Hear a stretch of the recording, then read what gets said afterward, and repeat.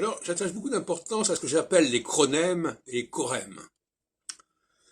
Les chronèmes, c'est ce qui permet d'ordonner les choses dans le temps. Et les chorèmes, c'est ce qui permet d'ordonner les choses dans l'espace. Qu'est-ce que ça veut dire? C'est ce qu'on appelle, dans le langage d'historien, le terminus. À quel moment telle chose a pu avoir lieu et avant quelle date elle n'a pas pu avoir lieu, etc. Donc cette notion de chronème est assez connue.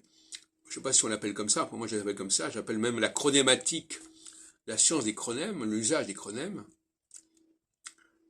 Savoir à quel moment tel phénomène a eu lieu véritablement, par-delà les contrefaçons, les antidatations, etc.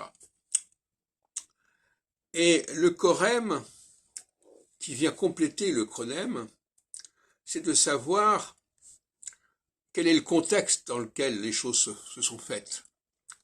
Quelles sont les forces en présence et de quel camp vient tel et tel discours, telle et telle position, au départ. Et je vous assure que dans un certain nombre de cas, c'est essentiel de répondre à cette question. Qui parle? Qui veut quoi?